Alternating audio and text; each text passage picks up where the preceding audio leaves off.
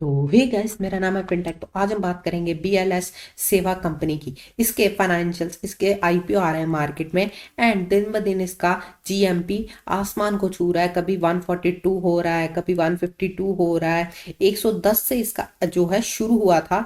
तो अब इसका हम सब कुछ जानेंगे, हमें लेना चाहिए नहीं लेना चाहिए, इसके फाइनेंशियल्स एंड इसका सब कुछ हम जान के आज आपको पता लग जाएगा एक वीडियो से आके आपको लेना चाहिए या नहीं लेना चाहिए। इसका आईपीओ अच्छा है भी या जस्ट जीएमपी अभी बढ़ रहा है, बाद में जब लिस्टिंग होगी तब इसका क्रैश होगा। यही जानेंगे आज बिना टाइम वेस्ट किए। Let's start the video guys. तो शुरू करते हैं।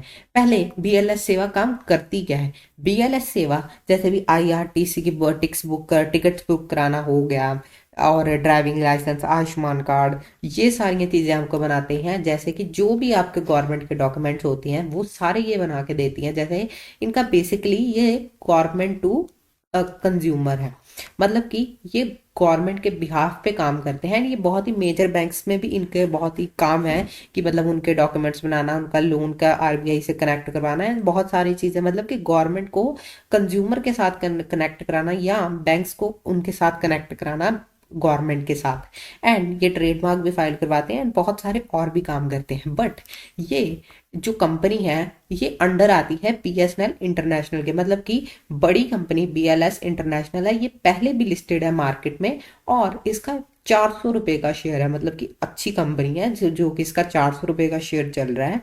एंड इस जो बीएलएस इंटरनेशनल के फाउंडर हैं वो ये हैं शंकर अग्रवाल जी, शिखर अग्रवाल जी, सॉरी। तो ये है इनके, एंड ये ऑटोमेटिकली इनके भी ओनर बन जाते हैं, मतलब कि एमडी बन जाते हैं, क्योंकि ये उन्हीं की ही कंपनी हो जाती है। सब्सिडरी कंपनी है, मतलब कि उनकी छोटी कंपनी है, कंपनी के अंदर कंपनी है। तो अब तो ये हमने जान लिया कि करती क्या है एंड इसका मेनली ओनर है कौन। तो अब बढ़ते हैं आगे कि ये इसके फाइनेंशियल्स क्या है। अब ये बीएलएस सेवा का आईपीओ आ रहा है तो हम उसकी बात करेंगे कि इसका मेनली है क्या। तो अब चलते हैं फाइनेंशियल्स की ओर। अब जैसे कि आप देख सकते हैं रेवेन्यू 65 करोड़ था, जो प्रॉफिट था 3 करोड़ था, एंड एसेट्स जो थे 40 करोड़ के इनके एसेट्स थे।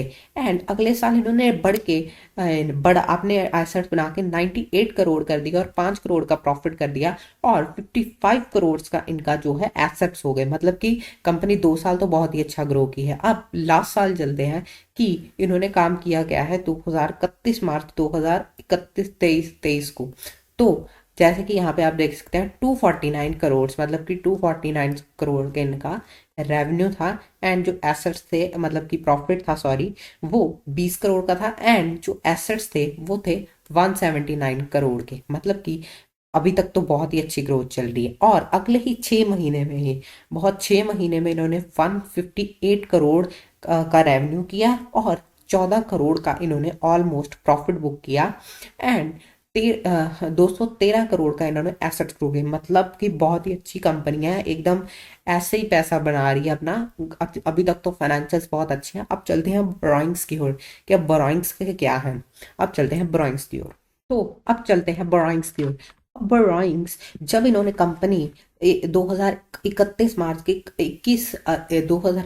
तो अब चलते हैं बोरोइंग्स की ओर। अब जैसे कि आप देख सकते हैं 31 मार्च 2021 को इन पे 11 करोड़ का कर्जा था, और अगले साल इन्होंने कम करके 2022 में इन्होंने 8 करोड़ का जस्ट रहने दिया। एंड अब इनका कर्जा 2 साल से जीरो है, मतलब इन पे कोई भी कर्जा नहीं है, मतलब डेप्ट फ्री कंपनी है। ये तो बहुत ही अच्छी बात हो जाती है कि कंपनी के ऊपर कोई कर्जा ही नहीं है। रनिंग कॉस्ट चलो बिजनेस की वो अलग बात है, बट कर्जा नहीं है, मतलब किसी को पैसा देना नहीं है हर महीने। तो जैसे कि इन्होंने अब इशू साइज क्या है, 310 करोड़ का इशू साइज है, मतलब कि आपको जिस हिसाब से इसका आईपीओ का जीएमपी चल रहा है ना, यहाँ पे आप देख सकते हैं 142 इसका जस्ट जीएमपी चल रहा है, और शेयर प्राइस जो है 135 है, मतलब कि डबल से भी 5% ज्यादा। अभी मैं वीडियो बना रहा हूँ इतना है, एंड यहाँ पे मिनिमम इन्वेस्टमेंट आपकी 14,580 रुपये लगेंगे। एंड यहाँ पे जो आप देख सकते हैं लॉट साइज जो है 108 का है। मतलब कि 108 शेयर आपको लेने पड़ेंगे एक लॉट में, जो कि 14,580 रुपए के बनेंगे। एंड इन्होंने ऑफर फॉर सेल 0 रखा है। एंड फ्रेश इशू हुई है सारा को सारा 311 करोड़ है ऑलमोस्ट। 310 लिखे हैं बट 311 करोड़ ही है, जस्ट 9 लाख का ही फर्क है। तो ये इनका 310 का मान लीजिए आप, या 11 का मान लीजिए। तो इतने का इनको ना फ्रेश इशू है। अब फ्रेश इशू वो होता है जो कंपनी नए इशू करती है share. And issue offer for sale वो होता है जो कंपनी में कोई अपनी बेच रहा हो इक्विटी। तो अब चलते हैं कुछ इंपॉर्टेंट जैसे पी रेशियो एंड आरओआई उनकी ओर। तो आप देख सकते हैं कि यहाँ पे इनका ऑलमोस्ट जो है रेवेन्यू ग्रोथ है वो 150% से बढ़ी है, मतलब कि 100% से भी ज़्यादा बढ़ी है 2023 में। एंड 2022 में 51% बढ़ी थी, जो कि बहुत ही अच्छी बात हो जाती है। एंड बिट्टा की ग्रोथ 21% हुई है। एंड 2022 में 58% हुई थी। एंड यहाँ पे भी आप देख सकते हैं। एंड डेट टू इक्विटी इनकी कम ही हुई है। डेट टू इक्विटी जितनी कम हो उतना ही अच्छा होता है। 2023 में इनकी सिर्फ जस्ट 5% थी।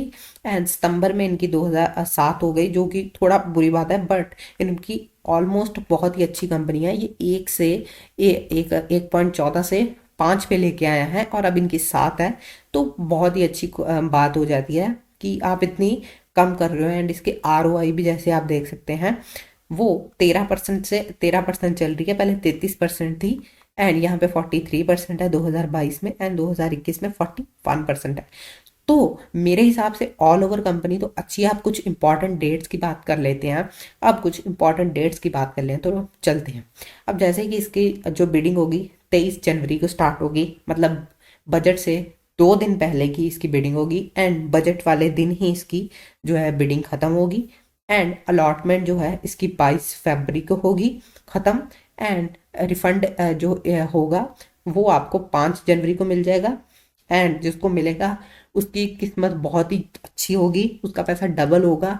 मेरे हिसाब से तो यही होगा। बाकी आप अपने रिस्क पे काम कीजिएगा, क्योंकि जिस हिसाब से जीएमपी चल रहा है ना वो बहुत ही अच्छा चल रहा है। डी मार्ट जो है ट्रांसफ़र आपको 5 जनवरी को हो जाएगा। एंड 6 जनवरी को लिस्टिंग हो जाएगी। मतलब आपको पैसा आपका डबल होने के लिए रेडी रहिएगा। तो thank you for watching guys. मिलते हैं किसी और नए वीडियो में। ऐसे ही वीडियो जानने के लिए लाइक कीजिए, सब्सक्राइब कीजिए। Thank you for watching guys.